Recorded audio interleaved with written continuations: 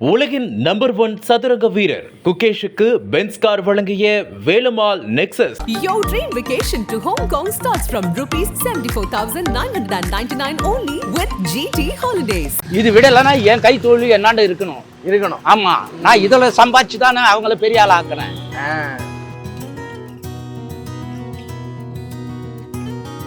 நான் 10th படிச்சிருக்கேன். அந்த காலத்து SSLC வாழ வச்சு காட்டுறேன், நான் நல்லா நிறுத்தி காட்டுறேன். அதுதான் ஒரு ஆம்பளைக்கு அது அப்படின்னு சொல்லிட்டு இப்ப வந்து சிங்கம் மாதிரி இதே சிங்கம் தான் சார் அப்ப இருந்ததும். அதாவது வந்து நான் 15 வயசுல எனக்கு கல்யாணம் ஆகாதுன்னு நான் டிராமா கம்பெனிக்கு போயிட்டேன். அந்த நேரத்துல இந்த நாடக கம்பெனில வரும்போது சிலர் இந்த வில்லன் வேஷம் போடுறவங்க வர மாட்டாங்க. ஒரு நாள் இன்னும் வரணும். அன்னைக்கு வேற ஒரு ஆளாட்டம் பார்த்து விட்டு நான் செய்வேன் அந்த வேலையை. இந்த தொழில் செய்ய ஒரு சிலர்லாம் தயங்குவாங்க. எனக்கு வந்து இதுதான் தெய்வம். பணம் எப்போ வேணாலும் சம்பாதிக்கலாம். குணத்தை வச்சு பணத்தை சம்பாதிக்கலாம். பணத்தை வச்சு குணத்தை சம்பாதிக்க முடியாது. பணம் இருக்குந்தானே உன்னா கூட வாங்கி சாப்பிட்டு இருப்பான். உன்னாண்ட காலி ஆகி போச்சுன்னா ஒதுக்கி கட்டி போடுவான். இந்த குணங்கிறது பேரு அது கடைசி வரைக்கும் வரும்.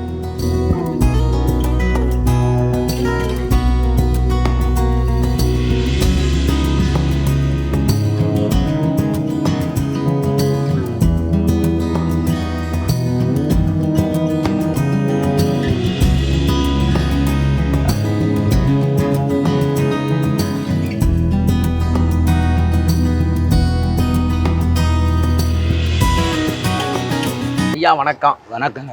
எப்படி இருக்கீங்க? ஓரளவுக்கு பரவாயில்லைங்க. தொழிலே எந்த குறையும் இல்லை. நான் இந்த இடத்த கடை வச்சு 35 வருஷம் ஆயிடுச்சுங்க. 35 வருஷம் ஆச்சா? ஆயிடுச்சு. சரி, இப்ப நான் பாக்குற முகப்பேர் வந்து எனக்கு வெளியூர், நான் தஞ்சாவூர். நானு உங்களுக்கு சொந்த ஊர் இது? எங்களுக்கு சொந்த ஊர் செய்யாறு. இப்ப நான் இப்ப பாக்குற முகப்பேர் டோட்டலா வேற. 5 வருஷத்துக்கு முன்னாடியே வேறையா இருக்கு. அப்பெல்லாம் வீடுகள்லாம் கிடையாது எங்கேயும். அப்பதான் அது ஒரு பிளாட்டுன்னு கட்டுறதுக்கு ஆரம்பிச்சாங்க. அந்த நேரத்திலே நான் இங்க வந்து கடை போட்டேன். ரொம்ப கஷ்டத்தில் தான் வந்தேன்.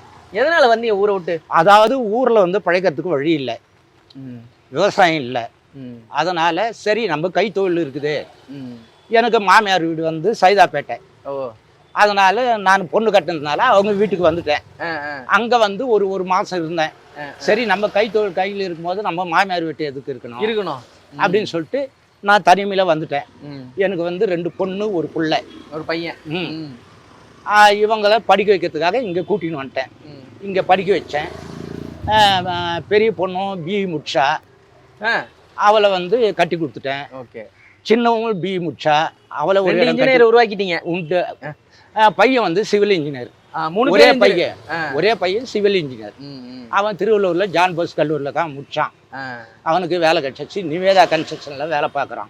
இப்ப எல்லாரையும் செட்டில் பண்ணிட்டீங்க. எல்லாரும் முடிஞ்சது. ஏன் இதை விடல? இது விடலைன்னா என் கை தோல்வி என்னாண்ட இருக்கணும். ஆமா, நான் இதுல சம்பாதிச்சு தானே அவங்கள பெரிய ஆள் ஆக்குனேன். அந்த உணர்வு வேணும் இல்ல. வேற வழியில எனக்கு யாரும் குட்டு வத்தாட்சி பண்ண ஆள் இல்லை. இதுதான் என் தொழிலே. இப்ப ஒவ்வொரு தொழிலை கையில எடுக்கும் போதும் வந்து நம்ம வந்து யோசிப்போம், இதை வந்து எப்படியாச்சும் பெரிய அளவு கொண்டு போயிடணும். இந்த தொழில் எப்படிப்பட்ட தொழில்? இது வந்து யாருக்கும் பயப்பட வேண்டியதில்லை. நம்ம உழைப்பு, சின்ன ஊதியம் வச்சா போதும். செலவு அதில் வந்து நம்ம அதில் 10 மடங்கு சம்பாதிக்கலாம். அந்த திறமை இருக்கு, கை திறமை இருக்கு. அதனால வந்து இந்த தொழில் வந்து குறை சொல்ல முடியாது எந்த காரணத்தை கொண்டோம். ஏன்னா இதுதான் உயர்த்துனதே என் குடும்பத்தை. இன்னைக்கு சிவில் இன்ஜினியர் படித்து வேலை இருக்கிறான்னா இதுக்கு காரணம் என் கை உழைப்பு. இந்த தொழில் தான், இந்த கை தான். ஆமாம், இந்த கை இருக்கும் தானே அங்கேயே இருக்கும். இப்ப ஒவ்வொரு தொழிலையும் வந்து ஒரு கஸ்டமரை பிடிக்கிறது அப்படின்னு ஒன்று இருக்கு. உங்க கஸ்டமர் எப்படி பிடிச்சிங்க? அதாவது கஸ்டமர் எப்படி பிடிக்கும்னா நம்ம பேசுற திறமையில தான் இருக்கு ஒண்ணு. அதே நடந்துக்கிற முறை. இன்னைக்கு இந்த ஷூ செஞ்சு கொடுக்குறோம் அப்படின்னா இன்னைக்கு கொடுத்துடணும். இதை வந்து 4 நாளைக்கு இழுக்கடிச்சோம்னா கஸ்டமர் நம்மளை தேடி வர மாட்டான். இன்னைக்கு முடிக்கிற வேலையை இன்னைக்கே முடிச்சு கொடுத்துடணும். அவங்களாட்ட நல்லா பக்குவமா பேச, கோபமா இருந்தா கூட சரி, நம்ம பேசுற திறமையில தான் இருக்கு. இப்ப வீட்டுல ஏதாச்சும் சண்டை போட்டீங்கன்னு வச்சுங்க. ஆமா, அது வந்து எப்படி இருந்தாலும் நம்மள இங்க தொழில் செய்யற இடத்துல எப்படியாச்சும் ஒரு விதத்துல பாதிச்சிடும். எப்படி நீங்க அதை மெயின்டைன் பண்றீங்க? அதாவது வந்து அந்த சண்டை போடுற டைமோட மறந்துடணும். அப்புறமா அதையே மெயின்ல வச்சிருக்க கூடாது. நம்ம தொழில் தான் மெயின்ல வரணும். அவங்க வந்தாங்களா கூட சண்டை போட்டு வந்தாங்களா, சாப்பாடு எடுத்துகிட்டு வந்தாங்களா, சரிங்கம்மா சாப்பிட்லாமா, அவ்வளோதான். அந்த மைண்டில் போயிடணும். சரி. ஏன்னா நம்ம தொழிலுக்கு முக்கியம் அதுதான். அதுதான் பொறுமை தான் முக்கியம். ஆமாம். இப்ப ஒவ்வொருத்தரோட வாழ்க்கையிலையும் மனைவிக்கு முன் மனைவிக்கு பின்னு வாழ்க்கை மாறும். ஆமாம். உங்களோட வாழ்க்கை எப்படி? எங்கள் வாழ்க்கையில உங்க இருந்து பேரையே நீங்க சொல்ல, அதை சொல்லுங்க ஃபர்ஸ்ட். என் பேர் பழனி சார். பழனி. ஓகே. பழனி. அதை சொல்ல மறந்துட்டீங்க. எங்க ஒய்ஃப் பேர் வந்து முனியம்மாள். என்ன அவங்க வந்து அவ்வளோ படிப்பு அறிவு கிடையாது. நான் 10th படிச்சிருக்கேன். 10th அந்த காலத்து SSLC. நான் 10th படிச்சிருக்கேன். இங்கிலீஷ் எல்லாம் நல்லா எழுதுவேன். ஓ, அதெல்லாம் செய்வேன். எங்கள் பேர பிள்ளைங்களுக்கெல்லாம் நான் தான் கற்றுக் கொடுக்குறேன். ஓ, டியூஷன். வீட்டில் வச்சு எனக்கு எந்த குறையும் இல்லை. பொண்ணு பிள்ளைங்களும் நல்லா அன்பாக பார்த்துக்கிறாங்க.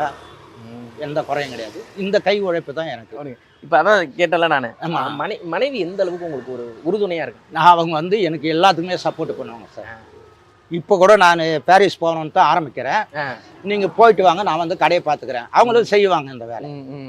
சாப்பாடு எடுத்துகிட்டு வரேங்க, எடுத்தாந்து வைக்கிறேன், நீங்கள் பாரிஸ் போயிட்டு வாங்கன்றாங்க. அவங்களும் எனக்கு உறுதுணையாக இருந்து எல்லாத்துக்குமே உறுதுணையாக இருக்கிறாங்க. முனியம்மாள் தான் உங்களோட மூச்சு. அது பேச்சே அவங்க மூச்சு தான். நல்ல நல்ல பாகுபாடு, நல்ல ஒரு தன்மை, எல்லாரையும் நல்ல மாதிரி கவனிப்பாங்க. இப்ப ஒரு காலகட்டத்துல நமக்கு பொண்ணு பாக்குறதுக்கே ஆள் இருக்க மாட்டாங்கன்னு சொல்லுவாங்க பழைய காலத்துல. ஆமா. பழனி அவர்களுக்கு எப்படி பொண்ணு பார்த்தா? அதான் சார், அது வந்து எங்க அப்பா வந்து அதான் கிராமத்துல இருந்தவங்க. இங்க பொண்ணு இருக்குதுன்னு யாருக்கு தெரியாது. சைதாப்பேட்டை வந்து அப்ப கிராமம்ல. அப்போ வந்து அப்ப கிராமம். இப்போ வந்து அது எங்கேயோ போயிடுச்சு. அந்த நேரத்துல அது எங்க அப்பாவுக்கு ஃப்ரெண்ட்ஸ் ஒருத்தர், அதான் உங்களை மாதிரி ஒருத்தர், அவருக்கு ஃப்ரெண்ட்ஸு. அவர் வந்து பையனுக்கு கல்யாணம் ஏஜ் ஆயிடுச்சு, கல்யாணம் பண்ணண்டாருன்னு கேட்டாங்க. ஏஜ் எவ்வளோ? எனக்கு வந்து 24. ஓ, 24 பண்ணிட்டீங்களா? ஆமாம். அப்படின்னு சொன்ன உடனே அவர் அந்த ஃப்ரெண்ட்ஸ் என்ன பண்ணாப்புல, நீ அங்கே இங்கே ஏன் போய் சுற்றுற, எங்கள் தங்கச்சி இப்போ தான் பெரிய பிள்ளையாகி 1 மாதம் ஆச்சு, நானே கொடுக்குறேன் பொண்ணு அப்படின்னு சொல்லிட்டு அங்கேருந்து அவரை கூட்டிங்கன்னு சைதாப்பேட்டைக்கு வந்துட்டாங்க. இவர் வந்து பொண்ணை பார்த்துட்டு வந்து அப்புறம் எங்களை சொன்னாப்புல, இது மாதிரி சென்னையில் பார்த்துக்கிறோமா அப்படின்னு.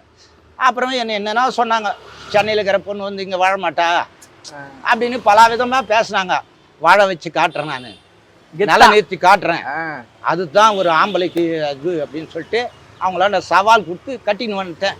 கல்யாணமும் முடிஞ்சுது. வரவங்கெல்லாம் சொல்லுவாங்க, இது சென்னையில் இருந்துக்குன்னு அப்பப்போ படம் பார்க்க கூப்பிடும், அப்பப்போ ஹோட்டலுக்கு கூப்பிடும், இவன் எங்கே போய் குப்பை காட்டில் வாங்கி கொடுக்க போகிறான் அப்படின்னு சொல்லி ஏளனமாக பேசியிருந்தாங்க. அப்படியும் அந்த நிலைமையிலையும் என்னால் முடிஞ்ச அளவுக்கு அந்த வாரம் ஒரு முறை அப்படியே இட்டு போவேன் சினிமாவுக்கு, அப்படியே ஜாலியாக இருப்போம். அப்புறம் ஹோட்டலுக்கு இட்டு போவேன், ஜாலியாக இருப்போம். அதோட வீட்டுக்கு வந்துடுவோம். எந்த ஒரு கரைச்சல் இல்லாமல் குழந்தை குட்டிங்களாம் நல்ல மாதிரி பிறந்தது, நல்ல மாதிரி இருந்தோம். ஓகே, அவ்வளோதான். எங்களுக்கு எந்த பிரச்சனையும் இல்லை. எந்த பிரச்சனையும் இல்லை. மனுஷனுக்கு மகிழ்ச்சினா எதுன்னு? மகிழ்ச்சினா என்னன்னா, பொண்ணு பிள்ளைங்கோ பேரம் பேத்திங்கோ நல்லா தெம்பாக இருக்கிறாங்கன்னா நம்ம மனசுக்கு எந்த ஒரு கவலையும் இருக்காது. அதுங்களுக்கு ஏதாவது ஒரு இடைஞ்சிருந்தா தான் நம்மளுக்கு மனசில் ஒரு மாதிரி தோணும். அவங்க நல்லா இருக்கிறாங்கன்னா நம்ம பூரிப்பாக இருக்கிறோம்னு அர்த்தம். ஓகே. இளமை காலத்தில் பழனி எப்படி இருந்தார்? இப்போ வந்து சிங்கம் மாதிரி இதே சிங்கம் தான் சார் அப்போ இருந்ததும். இப்போ கொஞ்சம் ஏஜ் ஆயிடுச்சு, ஏஜ் 65 ஆயிடுச்சு. அதனால கொஞ்சம் அது அப்போல்லாம் வந்து நல்லாவே இருப்பேன், கெத்தா இருப்பீங்க. நல்லா. இந்த மீசைக்குன்னு ஏதாச்சும் கதை இருக்கா? இந்த மீசைக்கு இருக்கு சார். என்ன கதை? அதாவது வந்து நான் 15 வயசுல எனக்கு கல்யாணம் ஆகாதுன்னு நான் ட்ராமா கம்பெனிக்கு போயிட்டேன். கிராமத்துலாம் ட்ராமா வைப்பாங்கல்ல, அந்த கம்பெனிக்கு போயிட்டேன். நான் வேஷம் ஆடல, தபேலா மாஸ்டர். இப்பவும் தபேலா மாஸ்டர் தான். ஓ, அந்த ஜட்டியெல்லாம் போடுவீங்களா? ஏதாச்சும் ஒன்று எல்லாமே செய்வேன். அதில் வந்து கம்பெனியில் போயிட்டு ஒரு 10 வருஷம் இருந்தேன். அந்த நேரத்தில் இந்த நாடக கம்பெனியில் வரும்போது சிலர் இந்த வில்லன் வேஷம் போடுறவங்க வரமாட்டானுங்க, ஒரு நாளைக்கு நின்றுட்டு வானுங்க. அன்னைக்கு வேற ஒரு ஆளை மாற்றி விட்டு நான் செய்வேன் அந்த வேலையை. ஓ, என்ன வேஷம் போட்டுறீங்க சொல்லுங்களேன்? வில்லன் வேஷம் தான் செய்வேன். எதுலையுமே வில்லன் வேஷம் தான். அப்போ வச்ச மீசை தான் அப்படியே தான் வச்சிருக்கிறேன். அந்த கைத்தட்டல் ஞாபகம் இருக்கா? ஏதாச்சும் ஒரு விஷயம், ஒரு வில்லன் வேஷம் போட்டு பயங்கரமா கைத்தட்டல்? ஆமா, அப்படி நடிக்கிறது, கொள்றது, இப்படி ஒரு நட பாவனை, அந்த வீரம், இதெல்லாம் அதுக்கு செய்ய வேண்டிய முறை. ஆச்சரியமா இருக்கேன், நாடகத்திலேருந்து இந்த தொழிலுக்கு வந்திருக்கீங்க. ஆனா சினிமாவுக்கு தானே போகணும். சினிமாவுக்கு போகல சார், நாடகத்துல இருந்து தான் சினிமா வந்தது. அதான் சொல்றேன். முதல்ல நாடகம் தான், தெருக்கூத்து தான் ஃபர்ஸ்ட் ஆரம்பம். ஆமா, அதுல இருந்து தான் சினிமா துறை வந்தது. நீங்க சினிமாக்கு ஏன் போல? அதான் கேக்குறேன். சினிமாவுக்கு போறதுக்கு வாய்ப்பு இல்லை. நான் தான் அதோட மேரேஜ் முடிச்சுட்டேன், அதோட நம்ம தொழில வந்துட்டோம். அவ்வளவுதான். அது கூட இந்த தொழிலுக்கு வந்தது எப்படின்னா, அவங்க அடம் முடிச்சாங்க, இந்த நீங்க நாடக கம்பெனிக்கெல்லாம் போக வேணாம், நீங்கள் போனால் 10 நாளாவது 15 நாளாவது வர்றதுக்கு நான் தனிமையில் இருக்கிறேன், அதனால் எனக்கு அது மாதிரிலாம் பிடிக்காது அப்படின்னாங்க. ஆனால் அப்படின்னா அந்த துறையை விட்டுட்டு நாடகத்துறை கைத்தொழில் வந்துட்டேன். கைத்தொழில். இப்போ ஒரு தொழில் பண்ணணும்னா இந்தந்த விஷயங்கள் பண்ணுங்க, நீங்கள் முன்னேறிடுவீங்க அப்படின்னா என்ன டிப்ஸ் சொல்லுவீங்க? அதுக்கு வந்து நான் முன்னேறினதுக்கு காரணமே வந்து எங்கள் ஒய்ஃப் ஒன்று, அதான் பிள்ளைங்கள்லாம் வந்து படிச்சுட்டு அது வேலை வாய்ப்புக்கு போகும்போது அவங்க கொடுத்து ஒத்தாசி பண்ணி நீ இதிலேயே உட்காரு, நீ இதில் இருந்து சம்பாரிச்சிக்கலான்னு. அதே மாதிரி பெரிய பொண்ணு வேலைக்கு போயிட்டு சம்பாரிச்சு கொடுத்தா, அப்போல்லாம் கல்யாணம் முடிக்கலை, அந்த காசை வச்சுருந்து அவளுக்கு 10 சவரம் போட்டு பீரோ கட்டில் கொடுத்து கல்யாணம் பண்ணி வச்சேன். அவளுக்கு சின்னவ வேலைக்கு போனால் அந்த காசை அப்படியே சேஃப்டிங் பண்ணி அவளுக்கு கல்யாணம் பண்ணி வச்சேன். பையன் வந்து வேலைக்கு போய் அவன் வந்து கொடுக்குறத அவங்க அம்மா தான் வாங்கி வச்சு அவனுக்கு மேரேஜ் பண்ணான். இப்போ அவனுக்கு ஒரு புள்ள ஒரு பொண்ணு, 10th படிக்கிறான் பையன், பொண்ணு வந்து 7th படிக்கிறான். இந்த 2 பொண்ணுக்கும் வந்து பெரிய பொண்ணுக்கு 2 பையன், பேத்தி வந்து நர்சிங் படிக்கிறான், பையன் வந்து காலேஜ் போகிறான். எல்லாரையும் செட்டில் பண்ணிட்டீங்க. சின்னவளுக்கு வந்து 2 பையன், அவன் 10th ஒருத்தன் 7th ஒருத்தன் இங்கே தான் படிக்கிறாங்க கிருஷ்ணமால். எல்லாரையும் நல்லா அன்பாக பார்த்துக்கிறேன், அவங்களும் என்ன அன்பாக பார்த்துக்கிறாங்க. சரி, இன்னொரு கேள்வி கேட்குறேன். இத்தனை வருஷம் அனுபவம் இருக்குது உங்களுக்கு. ஆமாம். சொந்தக்காரங்க நண்பர்கள் யார் உங்களுக்கு அதிகமாக கை கொடுத்தது? எனக்கு யாரும் ஒத்தாசின்றது யாரும் கிடையாது சார், என் உழைப்பு தான். உங்கள் உழைப்பு தான். ஆனால் ஒரு சூழ்நிலை ஞாபகம் இருக்கும்ல, நம்ம வாழ்க்கையில் ஏதாச்சும் ஒரு சூழ்நிலை நம்மளை இப்போ வரைக்குமே உறுத்திக்கிட்டு, அதாவது முடியாது. அது வந்து என்னன்னா, சின்ன வயசாக இருக்கும்போதே எங்கள் சித்தப்பா ஒருத்தர் 3 கல்யாணம் பண்ணி அவர் குழந்தை இல்லை. எங்கள் அப்பா வண்ட கேட்டு இவனை நான் எடுத்து வளர்த்துக்கிறேன்னு சொல்லி ஆமாம் தத்து எடுத்து கொடுத்துட்டாங்க. அவர் வளர்த்து தான் எனக்கு கல்யாணம் பண்ணி வச்சவரே. இன்றைக்கும் வீடு என் பேரில் தான் எழுதி வச்சுட்டு போய்க்கிறாரு. அவர் இறந்துட்டார். எல்லாமே அவர் ஊக்கம் கொடுத்தவர் அவர் தான், வேற யாரும் எனக்கு கொடுத்து ஒத்தாசி கிடையாது. மறக்க முடியாத விஷயம்னா எதை சொல்லுவீங்க? மறக்க முடியாத விஷயம்னா என் சித்தப்பா தான் எனக்கு மனசில். ஏன்னா அவர் தான் எனக்கு ஊக்கத்தை கொடுத்து இந்த நாடகத்துறைக்கு போக சொன்னதும் அவர் தான். அந்த தொழில் விட்டு மேரேஜ் முடிஞ்ச உடனே வேணாப்பா, சரி உன் ஒய்ஃபு ஒரு மாதிரி பேசுகிறா, நீ உன் கை தொழிலே செய் அப்படின்னு ஊக்கம் கொடுத்தவரும் அவர் தான். அங்கேருந்து வர வச்சு பஸ் ஃபேர் கொடுத்து 10 கிலோ அரிசி கொடுத்து அனுப்பிச்சவரும் அவர் தான், கொண்டாந்து விட்டு போனவரும் அவர் தான். எனக்கு ஊக்கம் கொடுத்து இதில் உட்கார வச்சதே அவர் தான். இப்போ உங்கள் பசங்களாம் சொல்கிறாங்க, ஏன்ப்பா இன்னும் இந்த தொழில் செஞ்சுட்டு இருக்கீங்க, விட்டுருங்கப்பா அப்படிங்கிறாங்க. அப்படின்னு சொல்கிறாங்க. இப்போ அது சொல் கேள்வி தான். அம்மா என் கை உழைப்பு இருக்குந்தானே, யாரும் நீங்கள் 10 காசு எனக்கு செலவு பண்ண வேணாம், நான் கொடுக்குறேங்க, நான் கொடுக்குறேன், உங்களுக்கு சாப்பிட்டு போங்க. என்னால் முடியாத தருணத்தில் வீட்டில் உட்காந்துட்டுனா அன்றைக்கி சோறு போடுங்க, எனக்கு அன்றைக்கி செலவு பண்ணுங்க.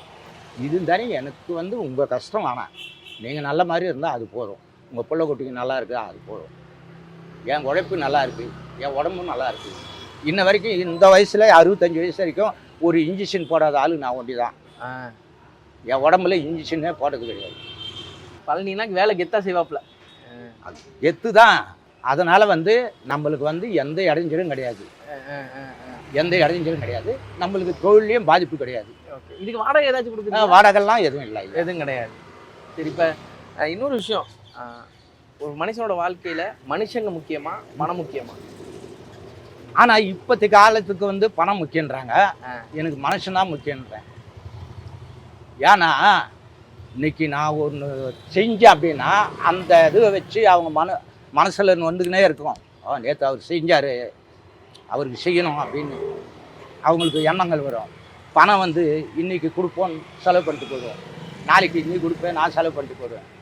பணம் இருக்க வேண்டியது தான், எது அத்தியாவசிய பொருளுக்கு தான் பணம். மனுஷனுக்கு பணம் குணம் தான்.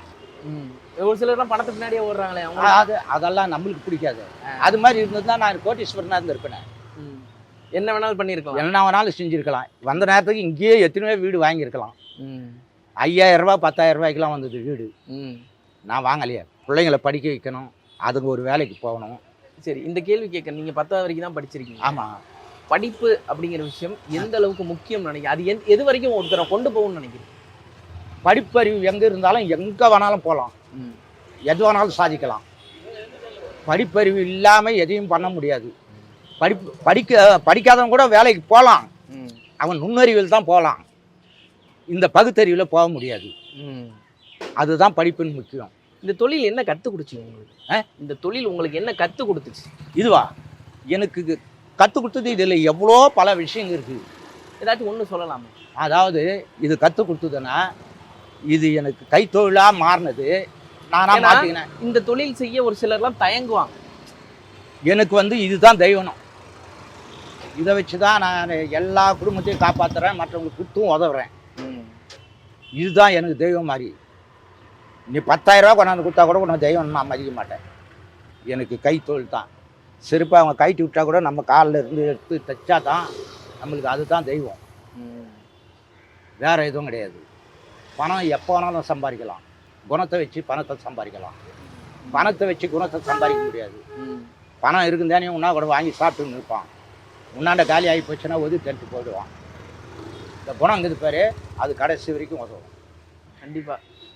இன்னும் 35 வருஷம் என்ன, இன்னும் 40 வருஷம் 50 வருஷம் இதே தொழிலை கெத்தா பண்ணுவீங்க நானும் நம்புகிறேன். நன்றி. நன்றி ஐயா. 6 முதலமைச்சர்களுடனான அனுபவம் பகிர்கிறார் டைரக்டர் ரைட்டர் VC குகநாதன். உங்கள் நக்கீரன் இதழில் சினிமா கொட்டகை புதிய தொடர் வாங்கி படியுங்கள். உலகின் நம்பர் 1 சதுரங்க வீரர் குகேஷுக்கு பென்ஸ் கார் வழங்கிய வேலுமால் நெக்ஸஸ்.